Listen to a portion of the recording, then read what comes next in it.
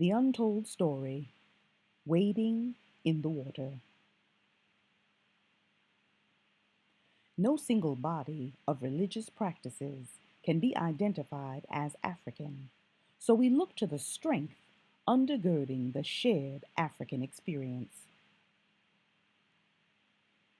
Africa is a continent with tremendous cultural diversity, including various traditional religions. All these traditions acknowledge a supreme power and are more oral than written. The troubled waters of the Middle Passage unveiled the untold story of African people. Wading in the water birthed an African resiliency consisting of three spiritual threads: Amandla, life force, power; Ubuntu, I am because you are; Umbunye, we are one. This shared ideology, these common threads, tied African people together. Stacked in the belly of the beast, enslaved Africans buried these beliefs in the head and the heart. Navigating the troubled waters meant calling on African traditions to survive the journey. Riding the waves between the now and the not yet.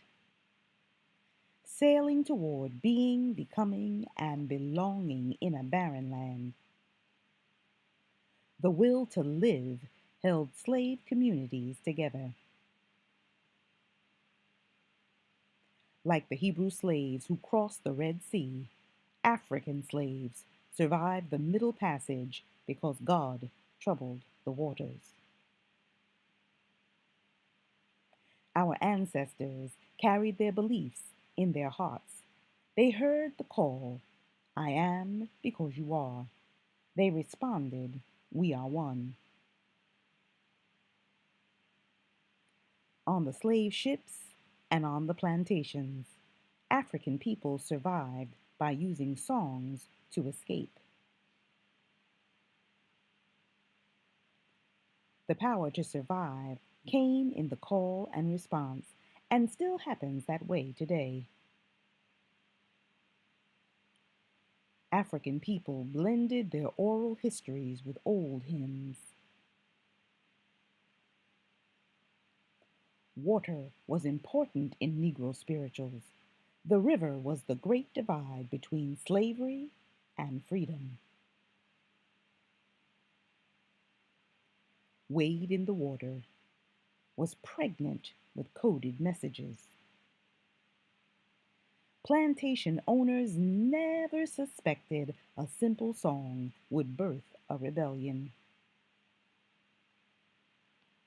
Wading in the water was filled with hope, driving thoughts of freedom. Wading in the water became the lifeline, decoding the escape route to Canada. Even the crack of the whip, making African kings and queens feel more like property than people, couldn't kill the songs of freedom in their hearts. Slave traders stacked Africans in ships, stole their freedom and distorted their identity, stripping them of everything except the beliefs hidden in their hearts.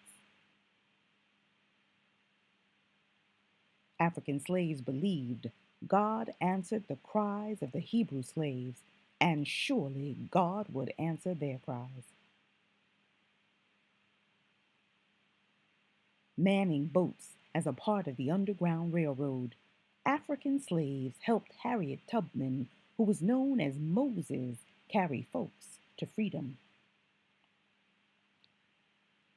Encoded messages of hope were decoded as sacred spaces and secret places for rest and moral support, saving grace for the journey to Canada.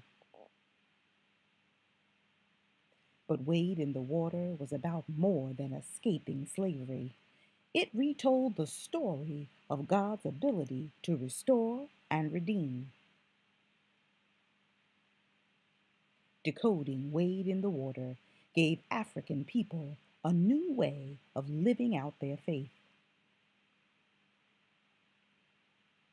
African American history declares our resiliency continues to wade in the water, trusting in the Lord, committing to Him, believing freedom will come to pass because God's troubling the waters.